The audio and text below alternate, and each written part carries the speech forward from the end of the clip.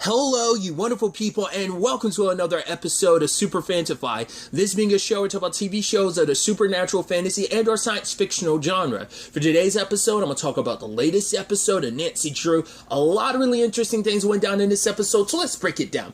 Well, first and foremost, we're picking up with the whole Nick and Eve situation. Her informing him last episode about, right, she's in a bit of trouble, and it turns out, well, she's being accused of killing her boyfriend.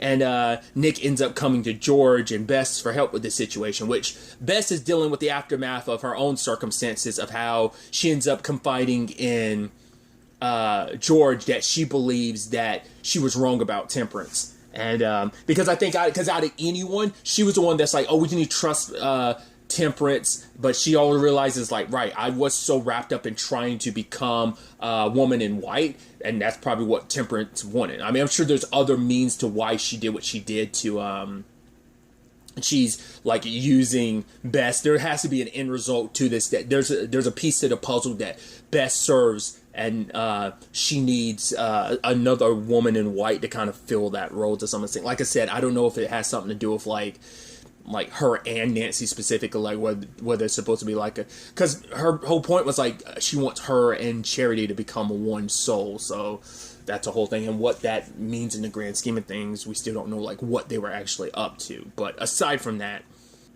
but I think that's why at the very least she quickly gained Bess's trust by being like, hey, now you can be a woman in white. I can give you a new direction, a new purpose in life. She was kind of, at a moment, she was lost without, that was post the Odette situation, and at the time, it was right, Odette wasn't going to come out anymore, so it's she was kind of lost and wondering, and Temperance gave her a new purpose and a new goal, something to achieve, something of her own that kind of clouded her judgment. And now she's worried about that because, right, she did go through the trouble of stealing her daughter's face, which now Nancy believes, well, it was all for the, it was the only way, but to save her life. And now Bess just doesn't feel right about it. Her instincts are kicking. And I wonder, is that her as a budding woman in white feeling like something is off about the circumstances, because she has been researching stuff enough, so maybe she's like, that just doesn't fit, I just don't know why. Maybe that's kind of what she was feeling, but George says right, if you're going to bring that to Nancy, you will need actual proof. I'm I guess because Nancy does trust her now, if this was brought to Nancy's attention beforehand, then that'd be a different story, but it's right, Nancy doesn't want to go through the trouble of disbelieving Temperance after learning her tragic backstory, so regardless, the sad thing is, Bess brings those same feelings towards the Eve situation, because she's being investigated for Anthony's murder, but at the end of the day, she hasn't actually been officially charged. So she came here to Nick because Nick is her oldest friends, and he was right. She looked at all the stuff that's going down in Horseshoe Bay. She's even read stuff from the fan site, and so she's thinking oh, maybe I'm possessed, so that's why she's in Horseshoe Bay, because it's you guys might be the expert on this, but it's I'm blacking out, it's what happened with George and Odette. It's well, circumstances are different. George died, Nancy had to use a mystery shroud to bring her back, so you haven't been recently resuscitated, have you? So, but she's still yeah, but that's one lane of possession or something. She's just no way I could have killed Anthony. But you could tell George and Nick were trying to give her the benefit of the doubt. I mean, to be fair, they were riding the high of Nick is figuring stuff out, but then it's he hears the news from George yep, my life is mine again. It's what? It is? You're cured. I'm cured. And they're celebrating. I'm oh, you two are so adorable. But then it turns into an argument. She's why does it seem like you're mad? He's I'm not mad. Well, you look like you're mad. And it's well, blah, but then Bess was yeah, them getting quiet like this, that means they're kissing, because that this is just part of their they yell a little bit, then they make out process, But George was, I guess, because Nick and George were in such high spirits, they were giving Eve the benefit of the doubt. Plus, it is someone that Nick knows, and because of that, George is right, Nick would have an instinct for this, so she's kind of following his kind of trusting, I think, her own instincts as well. So, but Bess is in her suspicion bag, and she goes hard after Eve. Kind of every time some new evidence comes up, she's just oh, looks like you potentially killed him because of this, because Ace taught her how to like find like some recordings that are passively recorded. They found out an argument of like Anthony was kissing somebody, and it's like, oh, he might have been cheating on you. You were angry, and then also Bess broke into her car, which was kind of like, yeah. But it's also like, because she didn't trust her, so it's like, right, I know you're hiding something. It turns out Anthony's like $27,000 watch is there, and you know, Eve tried to be like, no, maybe he put it here, but obviously one of the earlier pieces of evidence was like, yeah, there was a guy that had like a bump on his head in a photo, because it was someone on a speedboat nearby or something, because it was like a party spot they were out in the water at, and so it's like, oh, Moby like drunk and bumped his head because Anthony had 2 blows to his head. One, which Bess immediately was like, maybe he got hit in the head, and the other one was him going on this side of the boat. So there's that whole thing. But it turns out Eve as actually having she had talked about it before, that she had blackouts before, but never to the length of time of when she was on the boat with Anthony. And she has another one, and she walks out in the water. And Bess kind of felt bad because it's like, right, I was so caught up in my doubts about someone else, I was projecting them onto you. Because Bess was going hard in the paint, like, oh, she's lying to us. She's like getting ready for an insanity plea. She's helping us. She's making us help her get away with murder type of thing. And you're like, yo, you never see like Bess get this aggro like during an investigation like this. But it's like, yeah, because she, like she said, she was projecting. But the sad truth is, it turns out Eve is actually, it's a byproduct of her heightened emotions. Basically, it's a trauma-based response because of what went down with Nick. When Nick, you know, killed someone in self-defense, it triggered something in her, and now, like, whenever, like, things get heightened, like her emotions were in that moment, she kind of shuts down and kind of, it's kind of almost like a stress relief type of thing, but it could also manifest itself in the form of like self-harm like it did. So they ended up, Ace was able to dig up like an old video, like a video like someone that like snapped a snapped video that was like deleted after 24 hours or something like that. But it turns out, yeah, like she was in one of her moments after their arguments, and like basically he was drunk and he ended up like falling off the boat. She didn't kill him. So now it does clear her name. But that in itself leads to some interesting development. Well, because one, Bess having to apologize, but even being like, right, like your instincts, you were just doing what I told you to do. But also, just because you're wrong about me doesn't mean you're wrong in your other case. So it's like, maybe you should keep digging, you know? But it led to an interesting development where, because she had asked Nick, like, right, like the entire time, like, why have you never ever come back home? And it turns out the reason why he hadn't, it's because it's not because Eve's like, oh, I'm the reason why. It's because of me. It's my fault that everything happened. He's like, no, don't even think that. He's like, the reason why he didn't come home is because of shame. Because for him, like everyone, like he was like probably like the hometown hero. Like everyone had expectations of him and like, yeah, he was going to go off and be, you know, get drafted into like the NFL, have a great career and stuff like that. But all of that those dreams and visions for his life that so many people had for him, because they believed him to be like this golden child, all came crumbling down when he killed someone and then went to juvie. And for him, it's just like, he felt like he couldn't go back home until he built something that kind of exceeded what people thought. So that's why he's striving so hard, why he refuses to go back home. It's like, I gotta do something so fantastic that I feel like I'm not letting people down. But then Eve's like, you're putting that pressure on yourself. Like no one's holding you to such a high standard. But I think he feels bad because just on a deeper level, it's just a situation of, his life was so like not necessarily planned out, but he had such a clear vision of what his life was going to be. And then obviously coming to Horseshoe Bay, his life took so many turns after turn after turn after turn. Even like Addie said, it's like, yeah, you've basically had 10 different life. Like it's almost like you've lived 10 different lives all at once, because there's just been so much that happened in one life, just in the time you've been in Horseshoe Bay. And I think it's just him feeling like he has to find a direction to kind of go in and show like, no, it was all worth it. It was okay. Like I might have missed this opportunity in my life, but all this other stuff, like he put it on himself that like I have to, it's his way of almost feeling like he has to make it up to everyone he let down. But it's like at the end of the day, you have nothing to prove to anyone but yourself. Like you have to let go of that pressure you're putting on yourself. So, but Eve decided like she had to go home because she recognized like, right, because Agent Park set her up with a psychologist, and it's like, right, she's like, I need to actually process my trauma,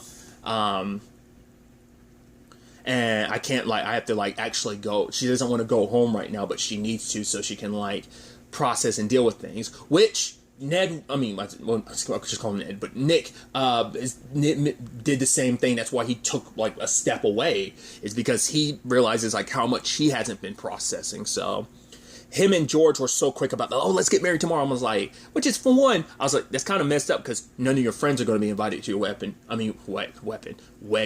Two, it did seem pretty quick.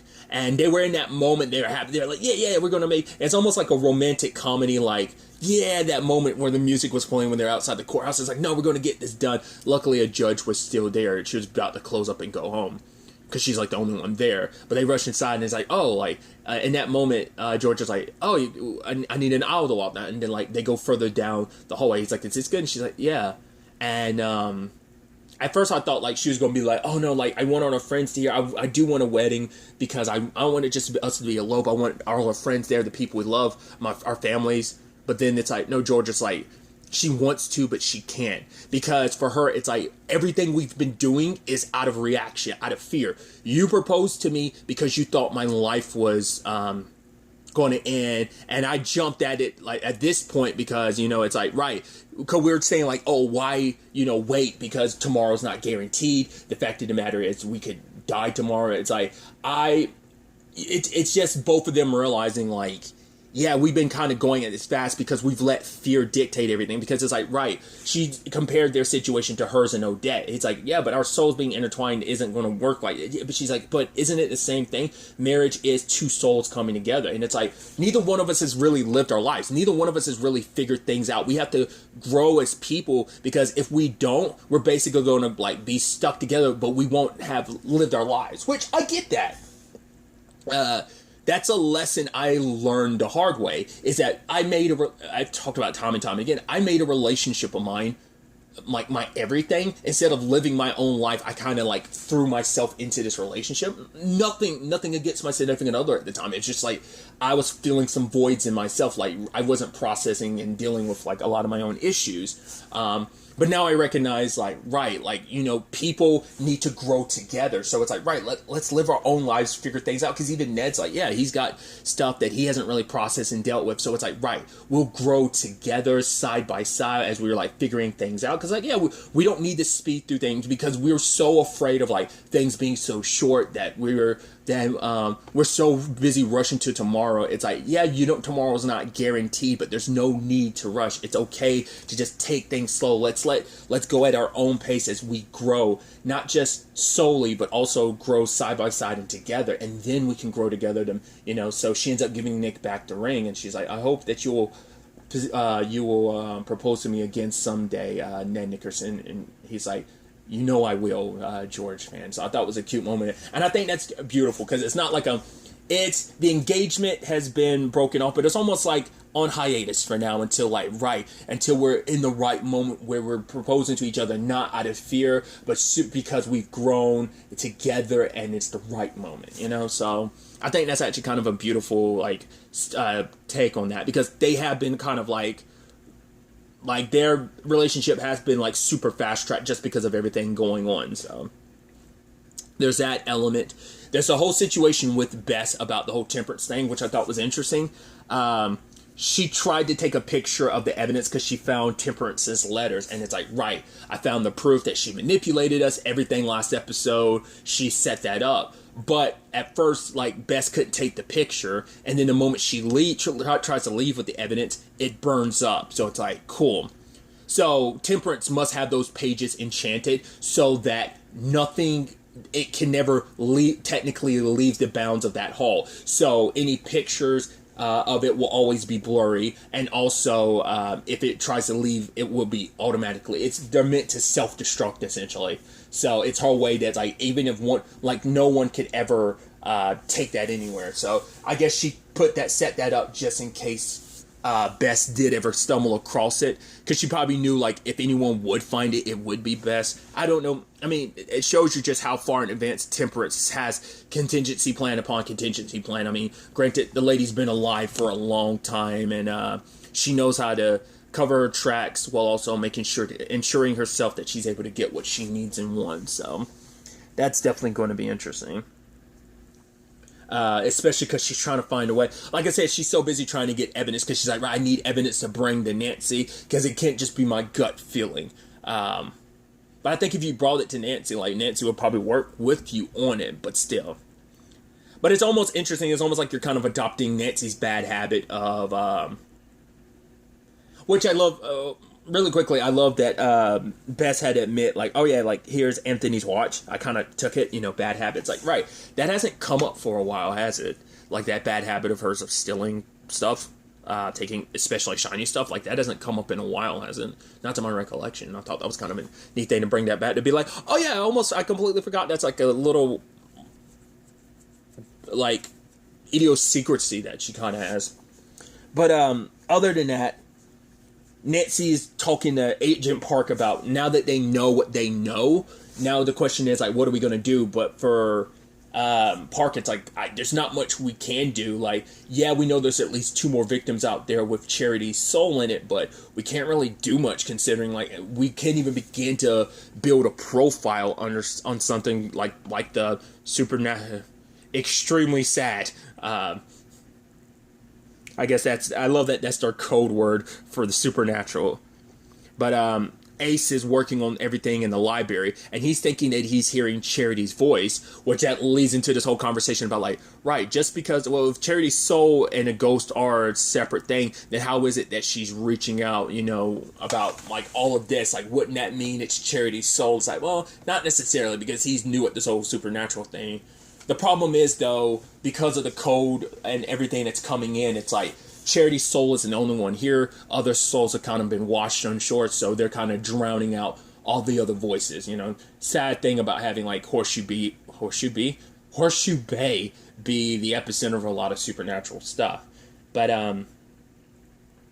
they're trying to track down and find Charity's voice, but at the same time, Ace is starting to feel that pressure of, like, right, Nancy and Agent Park being around each other, because even he's like, oh, I didn't, almost like at the beginning being like, oh, I didn't know you were going to bring Agent Park along, even asking Bess about it, like, oh, like, you spent time with Agent Park. It's like, right, now you're kind of worried about the window closing between you and Nancy. He's like, what?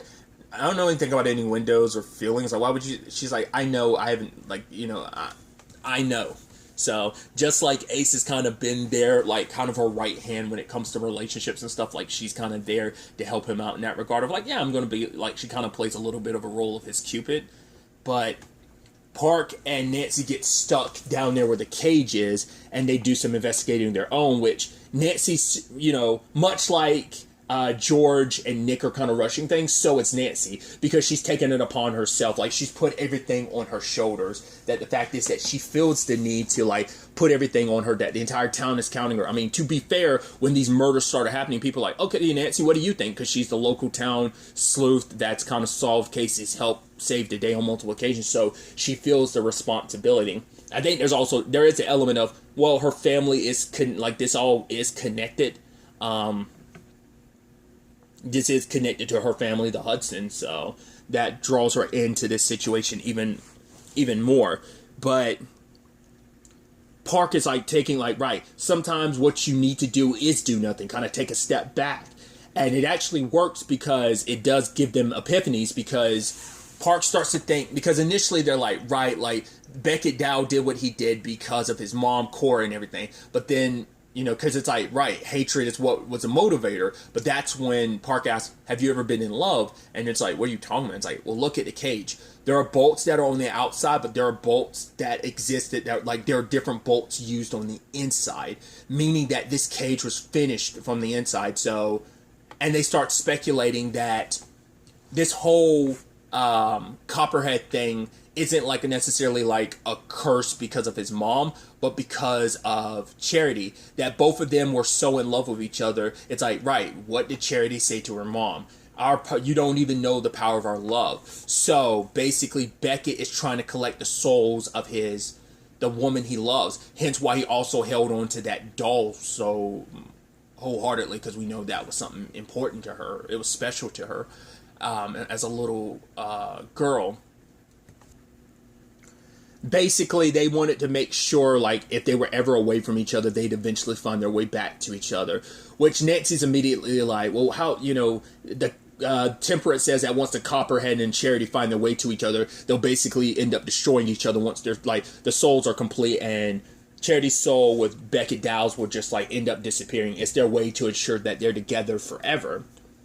And that's where I throw in, like, my doubts about Temperance's story. Once again, she manipulated the situation. She showed you her perspective. We don't have the full perspective of Cora, Beckett Dow's, or even Charity's perspective on it. That's why I'm also curious, like, is Charity even as bad as I think she is? Or was she someone that was trying to get away from her mother's manipulation, or, like, her mom's evil I don't know. Still many questions on that front, but with this new perspective on things, because they initially thought, like, right, how are we're gonna have to probably look into finding out. Initially, it's like, right, what if this is a generational thing? Because initially they started thinking that maybe like Jack and Matthew had ancestors. Well, because it was initially like, right, they were under the belief, and this was a question I had last episode, how the soul jumping thing worked. Like Charity's soul, like, was it passed down, or did it just spread to different people? But it's like their initial thought was that after each person died, the soul went on to the next nearest person. Just like, oh, it picked the nearest people on the battlefield, so it must have done the same thing. But then later on, they're like, no, what if it's generationally? And they end up finding out that Jake, I believe they said it was Jake, or might have been Matthew, but I think they were talking about Jake, definitely had an ancestor that was in Gettysburg. In fact, he would actually reenact it every, like, at reenactments and stuff. So that kind of solidifies. All they would have to do is find people who are in Horseshoe Bay that have ancestors related to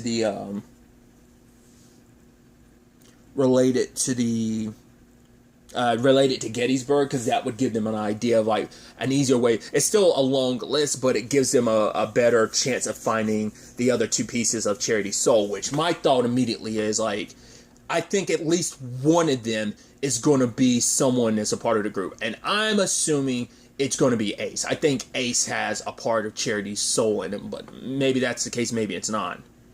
Well, because that, if it was going to be in anyone, I'd assume it would be in Ace's, like, dad, most likely, or something like that. Because, like, there's no, because it passes to, I would assume it passes to the next generation when the previous generation died. So if it's in anyone, it would be in Ace's dad. So I think it's tied to Ace. That's my initial thought, but we'll see whether that ends up being the case or not, or whether it's someone else. We also did have Ace wanting to set up, a time to talk to Nancy to kind of, talk about things. But sadly, he was operating on the lock at the time. I guess he had basically fixed the key, added a piece to the key and, made it, kind of pseudo a key again. And so he ends up activating the lock. But when Nancy gets there, she didn't see him. You're like, what? And then all of a sudden, he's at Nancy's door. He's not beside someone, and it's Hannah. It's like, okay, so Hannah isn't dead. She's basically, they're stuck in limbo, because it turns out Hannah is the anonymous knocker. So I guess because Hannah's been in this, because once again, we haven't found Hannah at all. I think it is a situation of either someone did this to Hannah to remove her from the equation, or because we know there are two sides to the lock, so one just opened it. So I wonder why the lock is designed the way it is. Is it supposed to be kind of a makeshift soul? Well, no, because it's not even a soul split, because your body doesn't get left behind, because we haven't found Hannah's body, nor did Nancy see Ace's body. So it's not like, oh, you got turned into a spirit. It just sends you to limbo, kind of a space in between, I think, the afterlife in this world. Very much like in the Vampire Diaries, there was kind of that ghost plane that a lot of people would exist on. You couldn't see it. The only person who could, because of his circumstances, was Jeremy. So I think that kind of plays I think this is a similar thing in that regard. And probably because Hannah's been here a while, she eventually found her way into being able to physically interact with that world. And so she's been knocking on Nancy's door trying to contact her, but can't get anything else through. So, And the radio was the best way she could, because it's like they thought the voice was Charity's, but I was thinking the entire time, like, the person helping them out was like, it's Hannah, right? Because I thought Hannah was dead, that she was haunting the place, because it is her place. But yeah, it's not Charity, because she even said Ace. And it's like, why would Charity really know you like that? Why would she was like, hey, it's me? Like, it's like, no, the fact for her to call out your name means it had to be someone that knew you. In this case, Hannah. But it also presents an interesting thing where it is that Ace is like, you know, where are we? But Hannah's like, we're in danger. So I'm curious, like, is it a thing of the longer they're there, the more they're going to slip away until they eventually die or just straight up disappear? Or is there something else there? Other supernatural beings exist on this plane, so we need to get off this plane of existence before they find and kill us? We'll ultimately have to wait and see where the next episode takes us with all of this. But really, that's all I want to talk about. Until the next time we meet, be happy, be safe, live life to the fullest, and enjoy it. Good day, and goodbye.